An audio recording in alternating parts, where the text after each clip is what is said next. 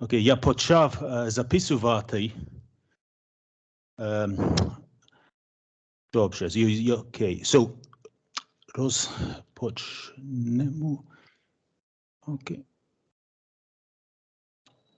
Okay, so вітаю вас. So welcome to our conference, second Ukrainian conference on learning Ukrainian language to help Ukrainians. My name is Timothy Douglas. I'm a lecturer in the School of Engineering and also at the Material Science Institute here at Lancaster University. And at first, I'd like to explain why we're having another Ukrainian conference. I'd also like to introduce the speakers. I have some practical matters that I will tell you about, and then how I hope this initiative will continue. Okay, so some of you will be familiar with this conference that took place on the 22nd of July, also a blended conference like this. And thank you very much to Chris Coy for supporting this initiative by making such nice artwork for the last conference and this conference, okay? And after we held this conference about learning Ukrainian to help Ukrainians, I asked, what did you like about the conference? And many people said they loved meeting Ukrainians and actually discussing language learning with other learners. Ukrainian has become a more popular language to learn recently, and one of the reasons for having a conference is to try to increase, a community, and also to connect with other people who are teaching and learning in Ukrainian, and sort of feeling inspired by the process. And that, for me, is the reason to learn a language. I love languages, not just to transmit information to other people, but actually to connect with other people as well. And those who speak Ukrainian, дуже вразило, як легко іноземці розмовляють українською. На жаль, не так легко. It's not so easy to learn Ukrainian, but it's very nice to hear that you appreciate our efforts to learn Ukrainian language. And also there was an interest in hearing more Ukrainian being spoken. At the last event, we had two people who were very, very good at speaking Ukrainian. So people who like to learn Ukrainian also like to listen to Ukrainian. And so I hope that there will be more Ukrainian spoken in this conference. Another thing that people liked was the diversity and the variety, because language learning is connected with many other topics, and there are many ways in which you can make a positive effect on your people's lives and society, by learning a language, and not just the diversity of the the topics, but also the diversity by which people learn languages. One thing that I've learned is I'm not a language teacher, I'm just a language learner, but the way in which people learn languages can be very diverse, but a lot of people are very successful. So this shows that there's a lot, that we can learn from one another, and we can also celebrate the diversity. So what did people want at the next conference? Well, there was a desire to have, more Ukrainian, and also how might we create, the conditions to enable people who want to learn Ukrainian to do so? That's a good question, because I think many people who want to learn a language, they're not sure how to approach language learning. And I can appreciate if you're learning a language for the first time, it's something you're not used to doing. How to do it can seem a bit challenging as well. And also, people want to know the specifics of how you can become better at a language. And this is why I think case studies, which we will have in this conference, are particularly useful to show people, okay, you can talk a lot about language learning, but it helps a lot if you've seen somebody who has done it, okay? Messages, which I want to emphasize here. There's a difference, and the person who wrote this comment claims that many people from Ukraine don't always make this, that there's a difference between Ukraine as a country and Ukrainian language and the people that live in Ukraine. And so Ukrainian is not the only language, spoken in Ukraine, and I have met people from other, from Ukraine who speak other languages, such as Russian, maybe better than Ukrainian. So why I mention this, why I'm learning Ukrainian, why I think it's worth learning Ukrainian to help people is not just by facilitating the transfer of information, but also to connect with people. But I do want to stress that I'm not insensitive to the fact that to the diversity, in Ukraine itself, and that I don't wish to claim in any way that Ukrainian is the only language worth learning to help the Ukrainians, not at all. And another comment that I want to mention here: how might we use Russian, which is spoken by many Ukrainians, in order to help Ukrainians effectively, so it can be seen not as a language of threat, but as a language actually to build bridges in a way. I mean, as I love Russian language as well, and I think that suspect that it can also play a very useful role in helping Ukrainians at this time. I mean, my own what I like very much about Ukrainian is that it's as a very nice combination of different languages. Of course, it reminds me very strongly of Russian and also Polish, and there were also some similarities to Czech. But why I mention this is that by learning Ukrainian, because it's one big family, the Slavic languages, you can actually become better, at knowing other languages in this family, connecting with more people. And it actually is because I learned Russian and then learned Polish and then learned Czech that I'm actually able to learn Ukrainian now. So coming back to today's program, on the basis of the comments that I just showed you, I've divided this conference into 3 sections. Now, the first section is about why it's worth learning Ukrainian, and we will have some speakers saying in what circumstances Ukrainian can help. And then in the second session, more about the specifics. How can you learn Ukrainian? And there will be input from language teachers and language learners.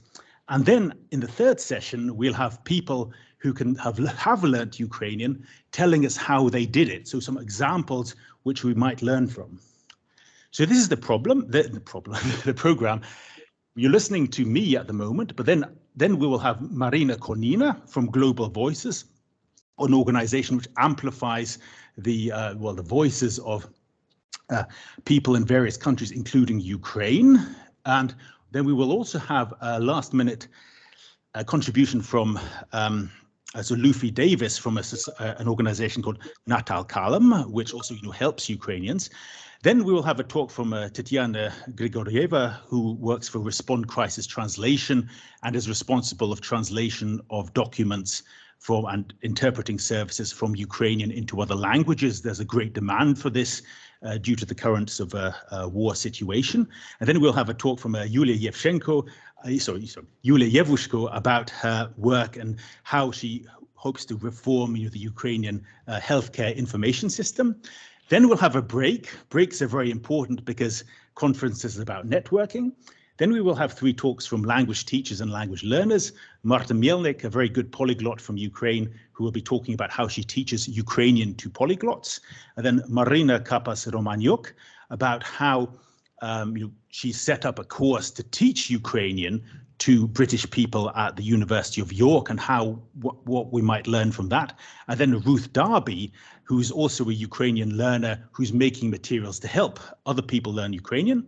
And in the last session, we'll have 3 people will speak about their experiences with learning Ukrainian. Victor Laca de Ariu from Brazil, who also Rebecca Shepherd, who's a lecturer here at Lancaster, and also Patrick Lancaster, a specialist in Slavic languages. And he will be talking about how Ukrainian changed his life. And that's the nicest thing about language learning. It's that you can actually change a life by doing so. So practical matters. We have over 50 people taking part. either in person or online. If you are online, please feel free to ask questions in the chat. During the breaks, the meeting will remain open, and please feel free to network online. The talks are recorded, so we're being recorded. If you are not presenting, please turn off your camera and please turn off your microphone. That would be appreciated so that we can concentrate on the speaker, okay? And then I'll be sending out a post-conference questionnaire to get your feedback and your ideas. But finally, I'd like to finish with a little dream of mine that I think, the learning of Ukrainian can go far beyond just helping Ukrainians. There is a misperception that, the United Kingdom is a very monolingual place where people only speak English, but not at all. I mean, here in Lancaster, you can hear, all the languages here on this slide, being spoken, and you have the chance to connect with all the people, who speak these languages. And now we also have the chance to talk in Ukrainian with people, to connect with people. And as you may know the quote attributed to Nelson Mandela about how language connects people. If you talk to a man in a language he understands, that goes to his head. But if you talk to him in his language, that will go to his heart. And I think that, if people learnt more languages, if more people connected with more people, then I think our world would be a slightly happier place. And although we have so many languages in our society, most people, and I would have to say that I'm in this category often as well, don't notice these languages as much as they could be noticed. So I hope that, because people are more open to the idea of learning Ukrainian now, my hope would be that our society can also become more open to learning all the other languages, that are here. Finally, thank you very much to my colleague Derek Hurd for providing support for this conference, and also Chris Coy for designing all these very nice materials. And also, finally, thank you to you. We can only have a conference if we have, participants. Велике я дуже дякую вам за факт, що ви вирішили брати участь. Неможливо організувати конференцію без участі слухачів. Я дуже радий, що ви знайшли час, щоб зробити тут у нас. Окей. Залишилися питання? Are there any questions?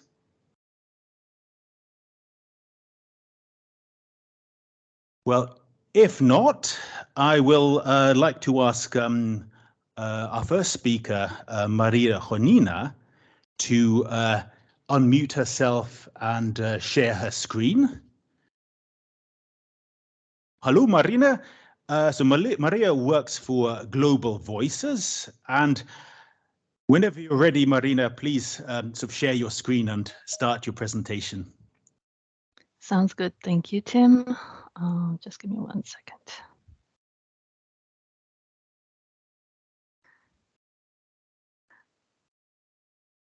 Are you able to see my screen? Yes, we can see the screen. Translation, language, diversity, and representation. Okay, great. Because for some reason my computer is telling me to do some things, but I'll just assume that you're seeing everything fine. All right. Thank you again, Tim, for organizing this. Very excited to be here in this community of language learners and enthusiasts. Я би хотіла сьогодні говорити українською, але, на жаль, я ще не розмовляю українською вільно, тому я буду робити свою доповідь англійською. So I'll be speaking English, even though I am learning Ukrainian, and I will talk, today I want to talk about diversity, which is one of the topics that Tim has brought up in his introduction, and the role of translation and language in diversity, representation, and inclusion. So first of all, I'd like to introduce myself. So my name is Marina Honina. I use they, them pronouns. I'm originally from Kazakhstan. I was born in the Soviet Union, so I grew up speaking Russian. And from a fairly young age, I volunteered and then worked as a translator and interpreter. And in more recent years, I've been working in the nonprofit sector, mostly managing translators and volunteer translators. So I spent some time with Translators Without Borders, and more recently, I've been heading the Lingua program at Global Voices, which is also an international nonprofit. Right now, I live in Burnaby, British Columbia, Canada. So this photo is a photo of one of our beautiful forests around here.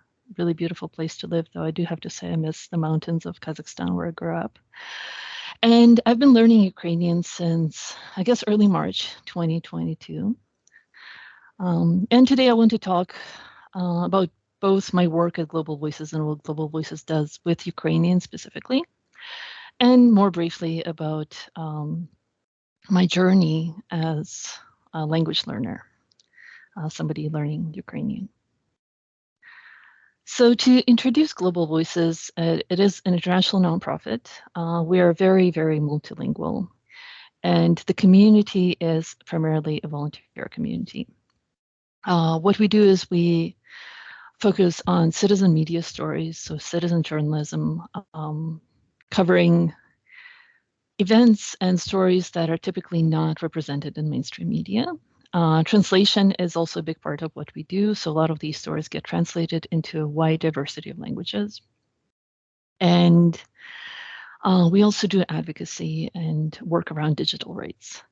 So the main focus, I would say, for us is on underrepresented communities and those voices that, as Tim had said when introducing me, and Global Voices don't typically get heard as much. So Lingua is a branch of Global Voices that focuses on translation specifically. And here at the top, you can see all the different languages we translate into.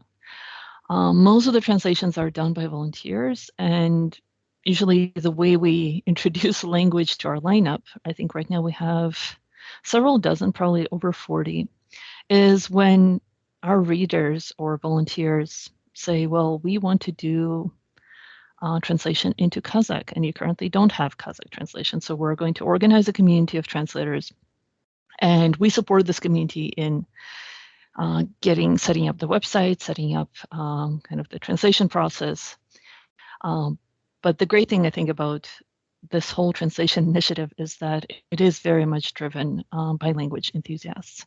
And for a lot of people, it's also kind of a language learning opportunity. So people might be, a lot of translators are multilingual, and they might be connecting with other volunteers to learn languages or read stories in other languages to kind of improve their command of the language.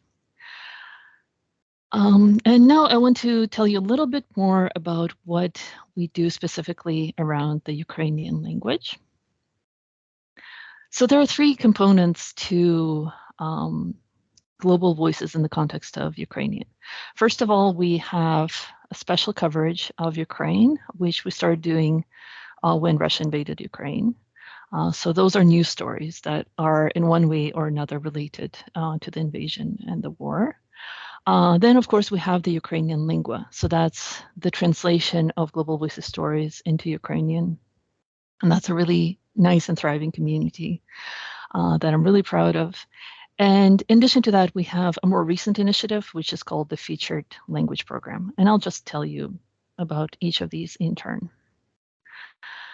So this is a screenshot of the front page of our Ukrainian special coverage feature. So as I said before, we collect different stories about Ukraine related to Russia's second invasion that started on February 24th. And this, when I say special coverage, it means that it kind of has its own section on the website.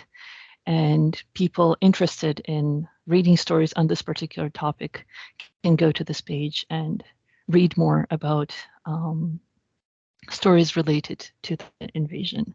So that kind of features them more prominently than say, a regular story that would go onto our front page and then get archived. Ukrainian Lingua is basically a Ukrainian version of our site. Our Ukrainian volunteers translate different stories, mostly from English, but into Ukrainian. So here you see the sheer diversity of stories that we publish in Ukrainian. And I think that's an absolutely brilliant thing, because there are lots of people around the world who don't speak English, right? So having access to these stories on things that might not be very prominent in mainstream media in a diversity of languages, including Ukrainian, I think does a lot to make these voices heard even further, and in communities that might not necessarily know or ever learn about these stories. So for example, here at the top, you have a story on digital authoritarianism in Bangladesh, and then you have human rights groups in America, then a story on the war in Ukraine, and then a story on plastic at seas. So it's like a very wide range of stories here. And finally, we have our featured language initiative, and I'm very excited about this because it's a new thing. So we decided to start featuring a new language on our site for about a month. And the first language that we're going to be featuring is going to be Ukrainian. And the focus of these features will be the speakers of the language as well as the learners. So I think it speaks to a lot of us here at this conference. So we'll be featuring Ukrainian in September. And this will include a story, a blog post on language learning resources. So I'll actually be writing a post about my own experience learning Ukrainian and the resources that I personally found helpful. Then our newsroom will be doing an arts and culture feature, because arts and culture can be a great way to gain insight into the speakers of a language, but also to learn a language. And finally, in the last week of September, we'll be doing a live audio event on Twitter Spaces with our partner Natakalam. And Lucy from Natakalam is here, and she'll be talking after me, so you'll be able to hear more about the wonderful work they do. So on the last week of September, we plan to do a live event where one of the language partners from Natakalam will be talking to us about teaching Ukrainian as a displaced person, and we'll also be talking about the history of Ukrainian. And at the end of my presentation, I'll share some details about this event in case you're interested in joining. And it will also be recorded, so for those who can't join because of the time zone, you can definitely listen in after. Well, having talked about all of this, I want to talk about why languages matter. So we all have different reasons for learning languages, for learning Ukrainian. Those of us in the translation sector, I think there are quite a few of us here in the conference. We also have our different motivations for why we do what we do. But I do want to highlight one aspect of translation that I, having worked as a translator for maybe 20 years, I wasn't really as aware of it as I started becoming aware of it, especially through my work with Global Voices. And that aspect of languages that I feel matters a lot is diversity, representation, and inclusion. So here you see a selection of our different stories on Ukraine that we've published over the last few months. So here at the top right, we have a story on Russian literature and its role in the context of the Russian invasion right now. And it's been translated into multiple languages, including Italian here. Then we have a story on the Crimean Tatar culture. And Tim just earlier talked about the different languages that are spoken in Ukraine that might not be Ukrainian. So that's another example of how that's relevant. Then we have a story on Ukrainian songs as a form of resistance. And so this is a story on the famous band Okean Elzy. And translating these kinds of stories into languages such as Russian might open up new ways of seeing to our Russian readers as well. And then we have a story on LGBTQ community in Ukraine and their role in the war, because a lot of them are taking part in defending the country. So I think using language to tell these stories and tell these stories in a variety of languages, but as well highlighting the language diversity and the diversity of speakers of that language. That's a very, very important thing that is very often overlooked, at least in the mainstream translation and language learning industry. And now, having talked kind of about the work aspect of my life, I want to talk a little bit about my own personal journey learning Ukrainian. So this is a photo that's a typical photo of my desk. I have two cats that are my favorite language learning partners. The one on the right, I started speaking Ukrainian to him to have some sort of practice, and he's been very, very confused about why I speak a new language to him. But it has been a really useful way of actually putting my Ukrainian into practice. So I started learning Ukrainian in March 2022, and I had several motivations for wanting to learn it. One is I've always been very passionate about languages, and so learning new languages often a way I deal with things. And so when Russia invaded Ukraine in February, I think like a lot of people were thinking like, what do I do now, right? And I opened up the Duolingo app. I installed Ukrainian. I figured, okay, well, I might try learning a few words because I noticed that a lot of my Ukrainian friends started posting in Ukrainian rather than Russian. And I wanted to understand what they were posting about without resorting to Google Translate. So that was kind of the initial impulse. But in addition to that, I also felt that Ukrainian will become more and more important on the global scene. And I figured as a linguist, perhaps I could do something with that. So I decided to see where I can take Ukrainian, like in terms of how much I can learn it and maybe incorporate it into my work as a translator and editor. And finally, I think that the languages we speak and the languages we learn communicate something about our values. I did want to be able to speak to my Ukrainian friends in Ukrainian rather than Russian. So that was another important motivation. But I think the thing that really prompted me to put an effort into learning Ukrainian was my former classmate from Kyrgyzstan, Bektur, who spent some time in Ukraine, and he learned Ukrainian to a fairly fluent level. I even watched him do an interview in Ukrainian. I thought, and he talked about it as a way of countering colonialism and showing solidarity. And I felt really inspired. And I thought, well, if he could learn it in a fairly short span of time, surely I can follow in his footsteps. And around March, I also started volunteering with a great organization, Nata Kalam. They do work with refugees and displaced persons who work as language conversation partners with language learners around the world. And this is how I got connected with my language teacher, Irina. And it's been a wonderful journey. We've been doing spoken practice weekly, I guess, since March. So that has really done wonders to my ability to speak Ukrainian. But it also had the side effect of learning a lot about the life of a person who lives in Ukraine and learning more, just building this personal connection. I think personal connection can be can give an immense boost to language learning as well, because once languages become meaningful, once they acquire this personal touch, then I'm very motivated to learn how to talk about things so that I can tell Irina about the things that are happening in my life. So that has been really great. So in addition to my spoken practice, I use a lot of Anki flashcards that I guess a lot of you might be familiar with. I also love the Ukrainian language podcast by Anna Hoyko. So I listen to that a lot. And music. I love listening to music in Ukrainian, and I find that it's a great way to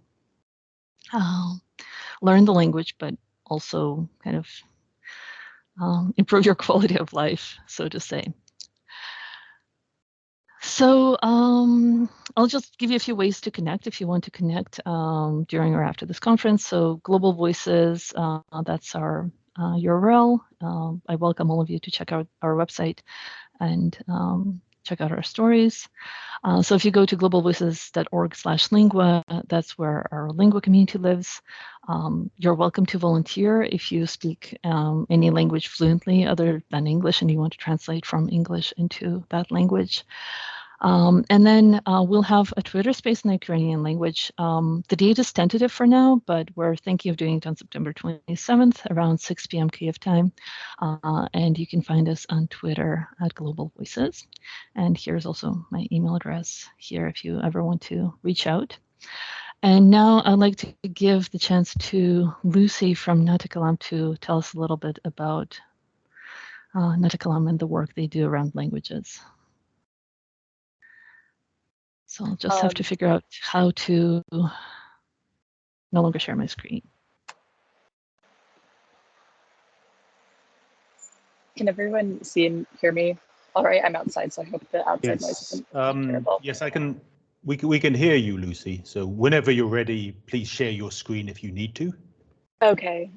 Yeah, thank you, Marina. And thank you for letting me jump in at the end of your presentation time. And thank you to Professor Divos and Lancaster University for hosting this conference and giving a platform and a space to discuss this. So yes, I'm Lucy. I'm joining from New York on behalf of Natikalam, and apologize in advance because I'm going to speak in English. I've started to learn a bit of Ukrainian and it's very challenging. So I have so much respect for everyone here who's speaking at a more advanced level than me. And I don't have anything to share. I'll just explain a little bit more about Natikalam, which Marina so kindly presented and shared their own experience with. It means we speak in Arabic, and it's a social enterprise that offers high quality curated language services in 9 different languages, including most recently Ukrainian and Russian. And as Marina mentioned, it's delivered by refugees through the digital economy. So I personally discovered Natikalam as a student of Arabic.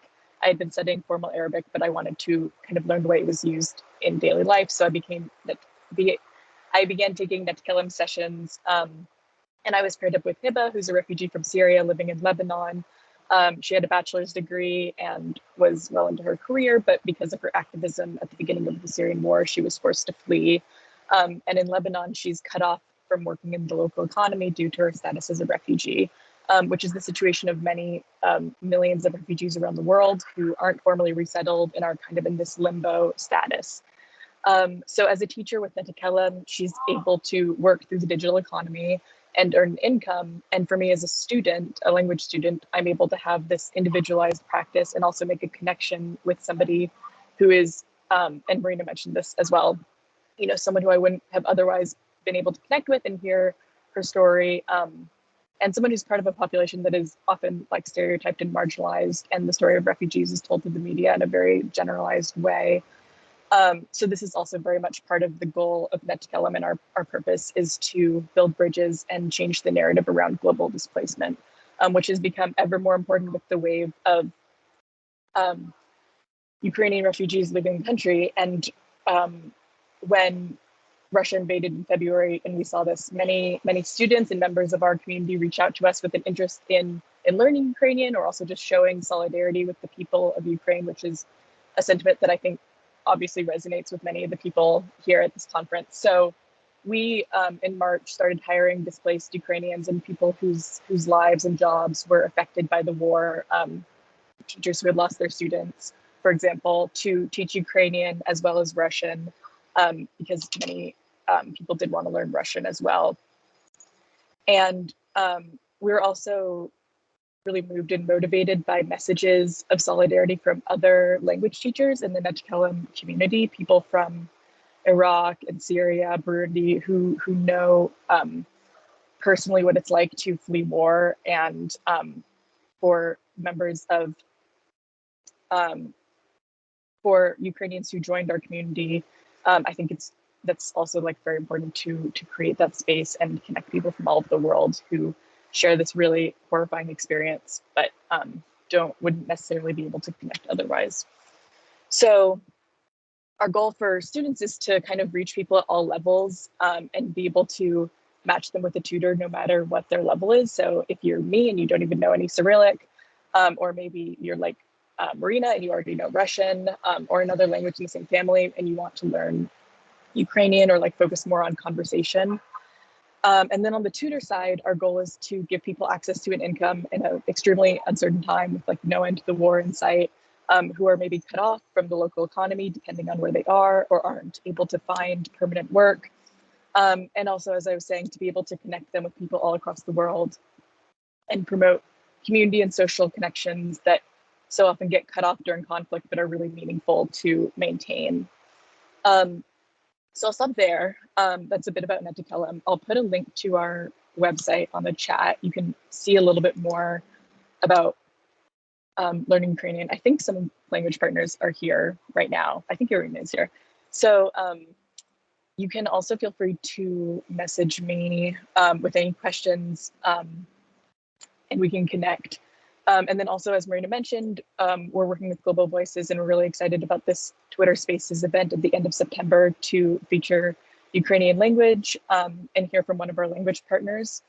So definitely keep an eye out for that, and you can connect with us on social media and see more of the details about when that's happening. So yeah, thank you so much, and I'm really looking forward to hearing everyone else's stories. Well, thank you very much, Lucy, and thank you very much, Marina, for these two presentations. We have time for a couple of questions. So are there questions here in Lancaster, or are there questions in the chat? So if you can write questions in the chat if you like.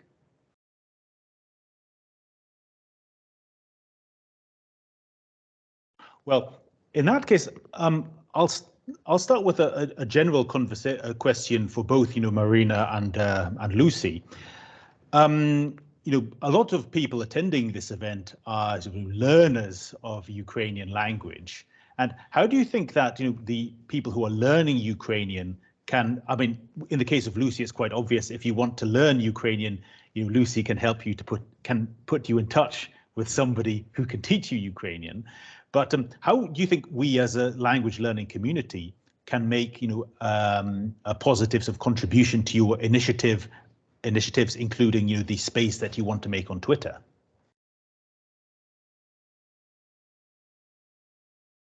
Lucy, do you want to respond? Do you want me to try to respond? Well, I think it's mostly what I just said, that learning Ukrainian can be very academic, but it can also be an act of solidarity, especially in a time when part of the war is very much trying to hurt Ukrainian language and culture. So I think learning Ukrainian in itself is an act of solidarity, but I'll let Marina talk a little bit more about the way you can specifically translate and add to these spaces in really tangible ways. Yeah, I think there's there's a lot to it, actually. So obviously, it would be great to see everybody here in our Twitter Spaces event. It would be great to see you all on the Global Voices website. I think one benefit to learning Ukrainian, in addition to showing solidarity and communicating your values, is that you open yourself up to hearing voices that typically don't get heard. And I mean, I think when I really got drawn to Global Voices was during events in my own home country in Kazakhstan in January this year. There has been very significant violence and upheaval. And I remember looking at mainstream media and seeing either the lack of coverage or coverage that really didn't represent what I was hearing from my activist friends down, on the ground. But when I went to the Global Voices website, I wasn't working there at that time.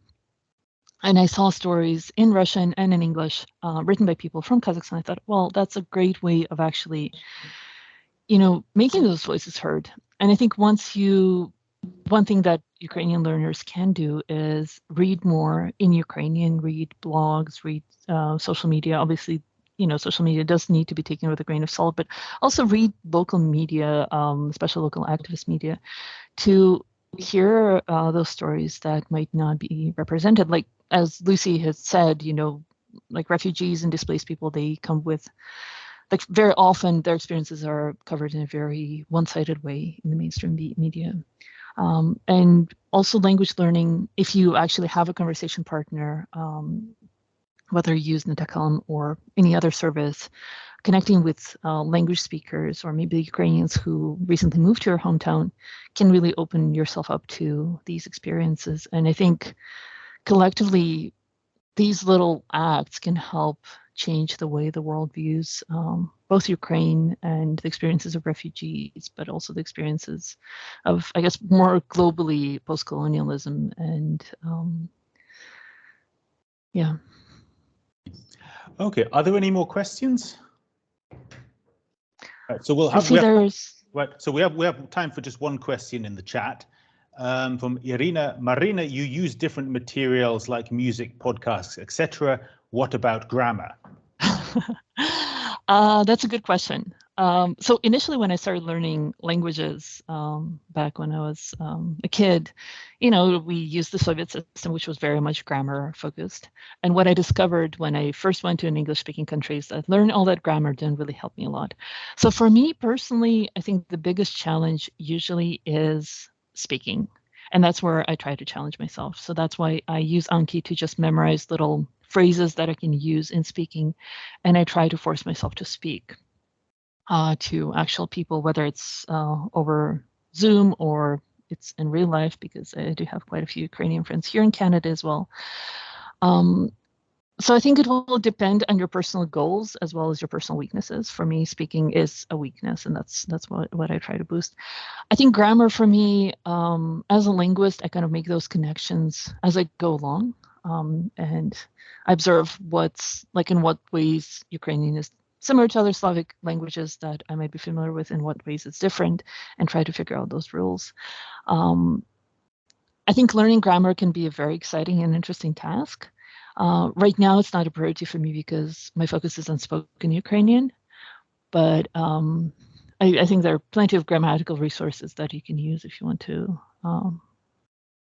learn grammar. Yes, great. I mean, there's a lot that you said, Marina, and also what you said, Lucy, that strikes a chord with my own experiences, and also two things in what you just said. Firstly, that what people are taught at school is not necessarily what they need the most in order to use the language effectively. And secondly, I think you can divide people who learn Ukrainian into three different groups. The first group being Ukrainians who wish to improve their Ukrainian, because as you mentioned, not everybody from Ukraine has Ukrainian as their first language. Then there are the second group, I think people like you and me, who already know other Slavic languages. And then there is the third group, the people who are learning Ukrainian as their first Slavic language. And I think that the requirements of these three groups are very different, actually. But in the interests of time, thank you very much again. We'll move on to our next speaker, who is from Respond Crisis Translation, so Tatiana Grigorieva. So Tanya, are you ready to share your screen? Hello, everyone. Hi, team. Yes, I'm ready. Can you see my screen? Yes, we can see your. Yes, we can see your screen. Okay, so one request: if you're not presenting, please turn off your camera and your microphone. Thank you very much. Okay. Tanya, whenever you're ready, please. Yes. Hi, everyone. My name is Tanya Grigorieva, and I'm representing here today Respond Crisis Translation as a Ukrainian Russian languages team lead. Team, thank you very much for organizing this conference and for letting us to speak about activities. Really appreciate it. So at the last conference, at the first conference organized by team, I spoke about Ukrainian language development since beginning of the war and Respond Crisis Translation activities overall. It's just a shout out to Marina. believe like I found a partner organization since Respond Crisis Translation has 105 languages doing translations for people in crisis.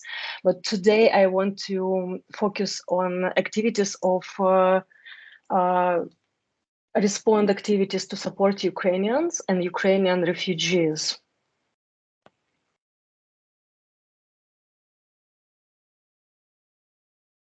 I'm sorry, I cannot see if my slides are switching.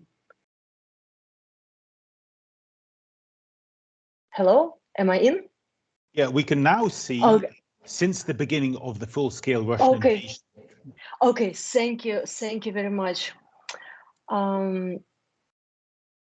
Yes, since the beginning of Russian scale invasion, 15 million Ukrainians have fled the war, according to UNESCO statistics.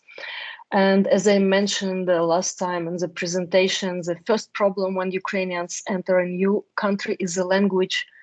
They have to register to find a place to live, to buy food. Children need to go to school, students need to go to universities, people need to go doctor. Most Ukrainian refugees at minimum have felt stress or have psychological damage. They traveled for days or even weeks, in the most cases sleeping on the ground at the border and needing medical attention. Today I want to talk about response steps to eliminate language barrier to assist refugees to live in the new countries where they had to flee. So Respond Crisis Translation Ukrainian team works with individuals and with organizations. We translated over 1,500 pages for 350 cases for individual. It means every Ukrainian or every individual overall can refer to us via our website, just WhatsApp or email me directly or any of my team and request a translation of any documents they need or request any interpretations. So most of the documents we translated for Ukrainians and Ukrainian refugees were passports, all kinds of IDs,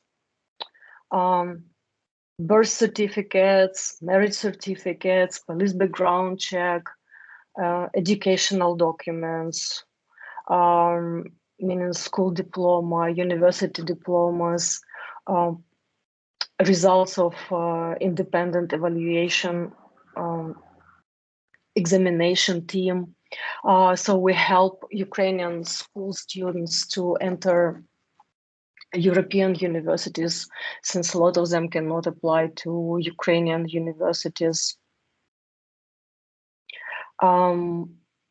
And a lot of medical documents, which we'll talk more about later.